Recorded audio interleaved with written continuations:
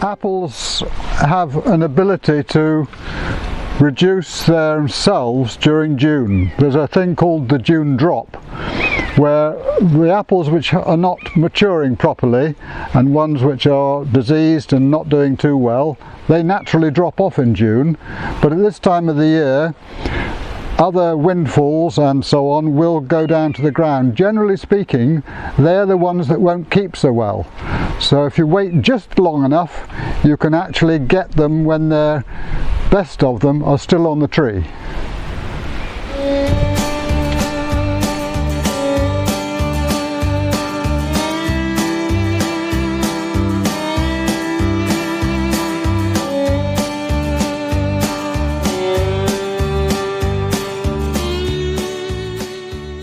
At this time of the year, harvesting is probably a job which takes up about a quarter of our time.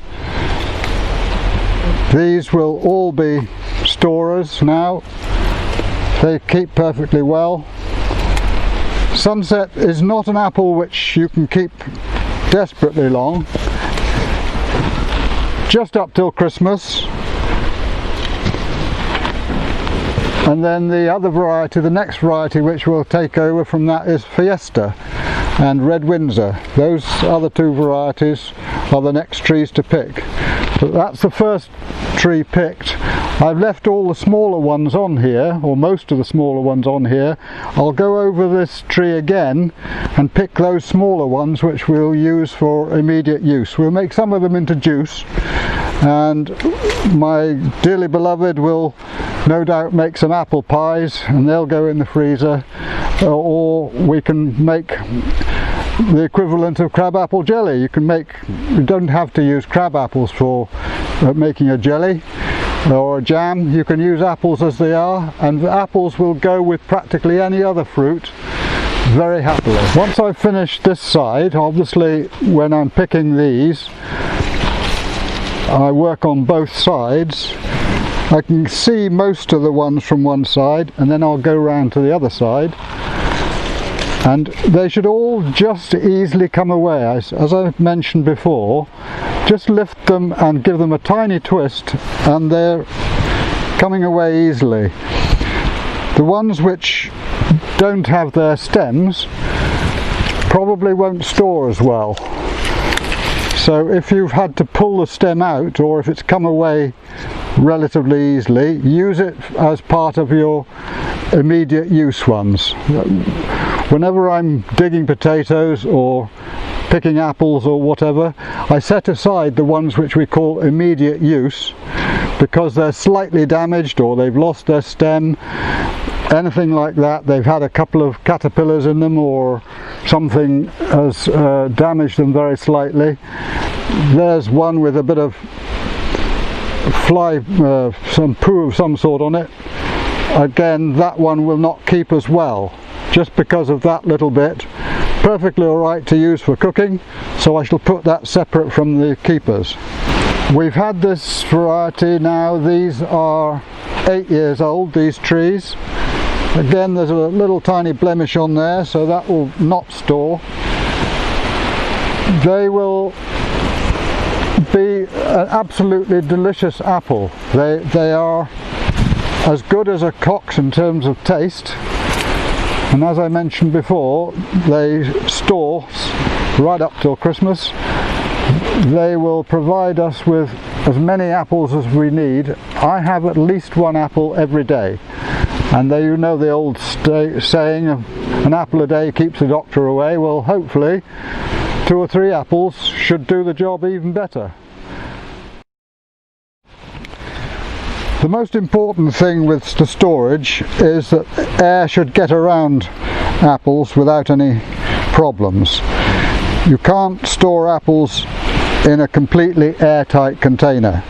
They will just sweat and they will just go rotten in no time at all.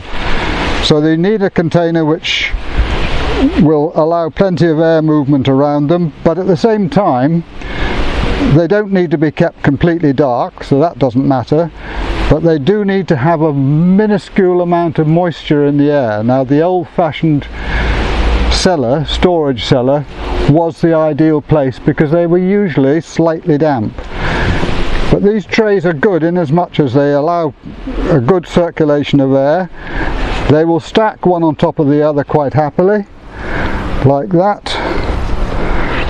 And these then will go into my old grain bin, which, as I said, is not allowing anything in terms of vermin in.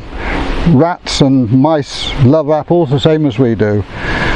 These will store in there, and this tree now is virtually finished, and I've got those 2 trays virtually full from this one small tree. There's another of these just up there. I suppose there are about 80 apples in there at the moment.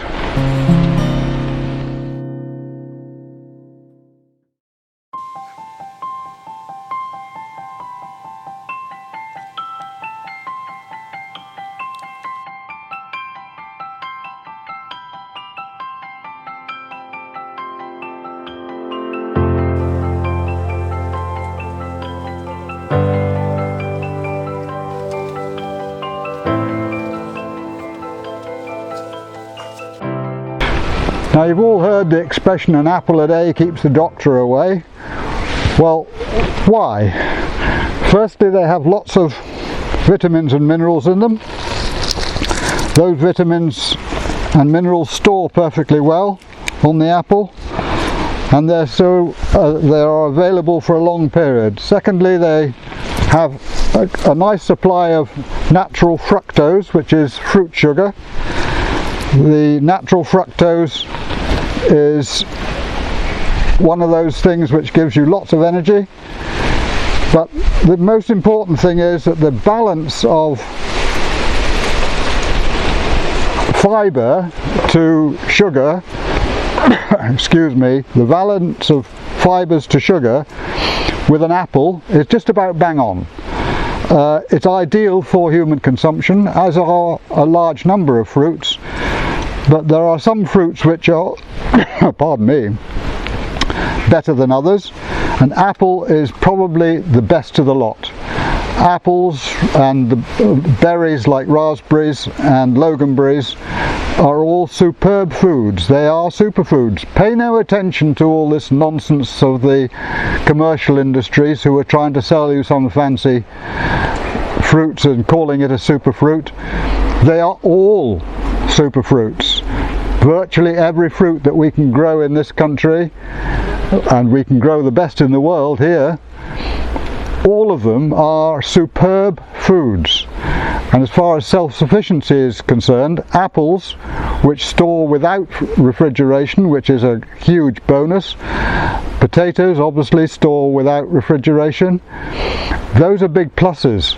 But we put our berries and so on either into jam at the time of harvesting, and most of that is now finished, or we will put them into, some of them into the freezer, and we do have a freezer, but most of the electricity for the freezer comes from our own solar panels, and that makes a huge difference in terms of self-sufficiency and in terms of the environment itself. The carbon dioxide implications of running a freezer for a whole year is about the same as doing a 100-mile trip in a medium-sized car. It is not a problem.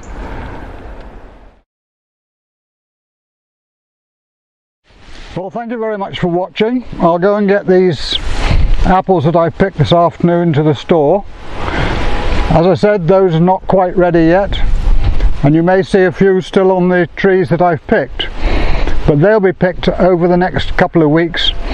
I'll have them for breakfast. They're the ones which are damaged in some way, either a bit of bird poo on them, or they've been slightly damaged by a rook or a pigeon or something. They won't keep as well, so we'll use those straight away. But leave them on the tree for now, they're not doing any harm there.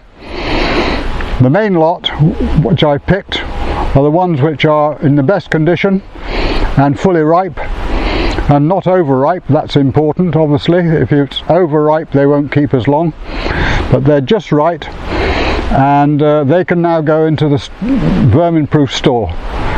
They'll keep nicely up till Christmas, perhaps just after. Thanks for watching. Cheers for now.